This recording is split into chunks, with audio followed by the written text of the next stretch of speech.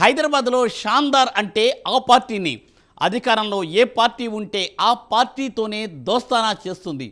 దారం సేఫ్గా ఉన్నంతవరకే గాలిపటం ఎగురుతుంది. పుటుక్కుమని దారం తెగిందో ఇక అంతే సంగతులు. ఓటమి ఎలా ఉంటుందో తెలియనప్పుడు దాని గురించి నేనెందుకు భయపడాలి, జీవించినంతకాలం ఓటమి గురించి భయపడాల్సిన పనే లేదంటున్న పతంగి పార్టీ పవర్ ఎవరిదైతే వారి చేతుల్లోనే పతంగి దారం ఉంటుంది అంటోంది. గత ప్రభుత్వానికి జాన్ జబ్బాగా ఉన్న ఆ పార్టీ అధికారం కోల్పోగానే దోస్తానాకు కటీఫ్ చెప్పేసి హస్తంతో చేయి కలిపేసింది. అన్ని అభివృద్ధి పనుల్లో సాత్ సాత్ అంది. అంతవరకు బాగానే ఉంది. కానీ శాసనసభలో జరిగిన పరిణామాలు చూస్తుంటే కైట్ను చెయ్యి గాల్లోనే వదిలేసినట్టు తెలుస్తోంది. దీంతో పతంగి పార్టీ ఇప్పుడు ఎవరితో దోస్తీ చేయాలో తెలియక సతమతం అవుతోందట.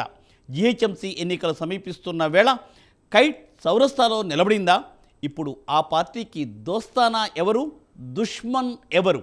ఇంతకు ఆ పార్టీ ఏది, ఎందుకు ఆ పరిస్థితి వచ్చింది? అదేంటో ఓ లుక్కేద్దాం.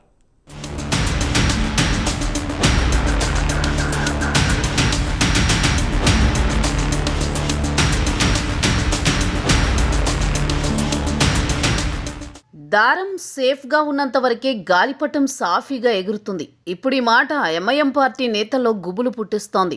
ఇప్పటి వరకు తమ ఇలాకాలో ఓటమి అనేది తెలియకుండా వచ్చిన ఆ పార్టీకి తెలంగాణలోని మారుతున్న రాజకీయాలు ఆందోళన కలిగిస్తున్నాయి. తెలంగాణ వచ్చిన తర్వాత 10 ఏళ్ల పాటు బీఆర్ఎస్ పార్టీతో దోస్తీ చేస్తూ హైదరాబాద్ పాతబస్తీలో ఎంఐఎం పార్టీ నేతలు హవా సాగించారు. అధికార పార్టీతో దోస్తీ చేస్తూ తమకు కావలసిన పనులు సైలెంట్గా చేసుకుంటూ సాగిపోయారు. తెలంగాణ ఏర్పడిన నాటి నుంచి అటు గులాబీ పార్టీ సైతం పతంగి అండగా ఉంటూ వారి వ్యవహారాలను చూసి చూడనట్టు వదిలేయడంతో గత 10 ఏళ్లు హాయిగా సాగిపోయింది.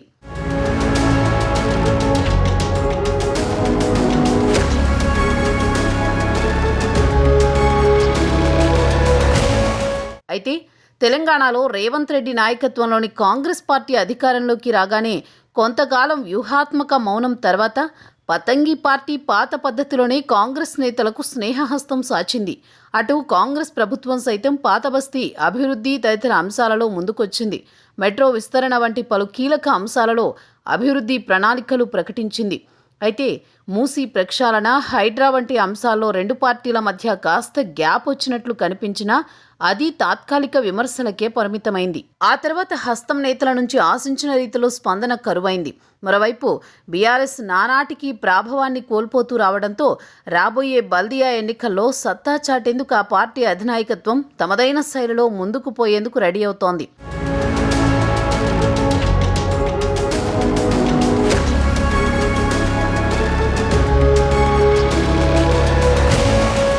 ఇక తాజాగా 2 రోజుల నాటి తెలంగాణ అసెంబ్లీ సమావేశాలలో ఎంఐఎం శాసనసభ్యుడు అక్బరుద్దీన్ ఓవైసీ తనదైన శైలిలో కాంగ్రెస్ ప్రభుత్వం మీద విరుచుకుపడ్డారు. శాసనసభను కాంగ్రెస్ నేతలు గాంధీ భవన్గా మార్చేశారని ఆయన మండిపడ్డారు. ప్రతిపక్ష సభ్యులకు మాట్లాడే అవకాశం రానప్పుడు తాము ఇక అసెంబ్లీకి వచ్చి ప్రయోజనమేముందని ఆయన ప్రభుత్వాన్ని నిండు సభలో నిలదీశారు. తనకు మాట్లాడే అవకాశం ఇవ్వాలని పదే పదే కోరిన స్పీకర్తో సహా ప్రభుత్వ పెద్దలెవరూ పట్టించుకోవడం లేదని ఆవేదన వ్యక్తం చేశారు.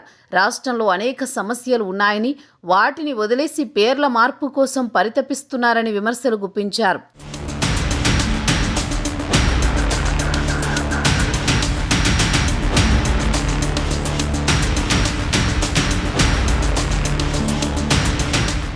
శాసనసభ వ్యవహారాలను చూస్తే కాంగ్రెస్ పార్టీ దీనిని మరో గాంధీ భవన్గా మార్చేసినట్టు స్పష్టంగా తెలుస్తోందని దుయ్యబట్టారు.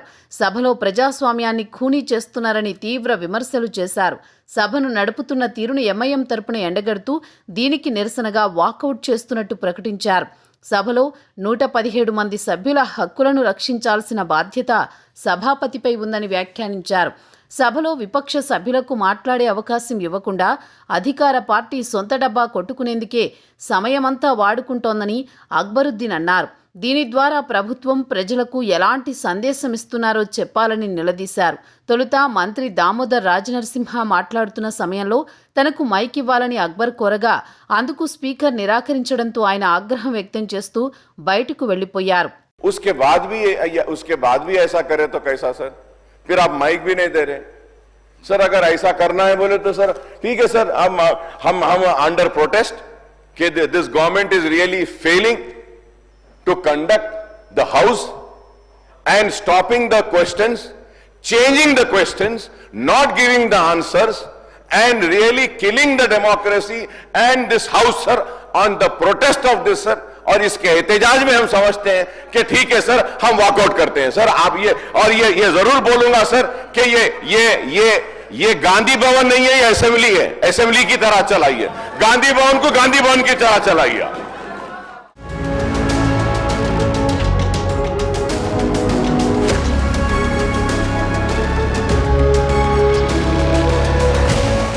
మరోవైపు తాము అధికారంలోకి వచ్చిన తర్వాత తామేంటో ఎంఐఎంకు చూపిస్తామని కేటీఆర్ చేసిన వ్యాఖ్యల మీద అసెంబ్లీ మీడియా పాయింట్లో ఎమ్మెల్యే అక్బరుద్దీన్ ఓవైసీ మండిపడ్డారు. బీఆర్ఎస్ ఏం చేస్తుందో చేయగలుగుతుందో తాము చూస్తామని కామెంట్ చేశారు. రాష్ట్రంలో బీఆర్ఎస్ పని అయిపోయిందని అక్బరుద్దీన్ చెప్పుకొచ్చారు. ఈ పరిణామాల నేపథ్యంలో పతంగి పార్టీతో ఆ రెండు పార్టీలకు అనుకున్నంత సానుకూల సంబంధాలున్నాయా అనే అనుమానాలు వ్యక్తమవుతున్నాయి. దీంతో తమదైన వ్యూహంతో ముందుకు సాగి సొంతంగా బలపడితేనే మంచిదని ఆ పార్టీ సీనియర్ నేతలు భావిస్తున్నారు. అప్పుడే వచ్చే బల్దియా ఎన్నికల నాటికి పాత నగరంలో తమ సత్తా చాటగలమని వారు భావిస్తున్నట్టు తెలుస్తోంది. అప్పుడే పాత నగరంలో పాగాకు వ్యూహాలు రచిస్తున్న బీజేపీకి చెక్ పెట్టడం సాధ్యమవుతుందని వారు సూచిస్తున్నారు.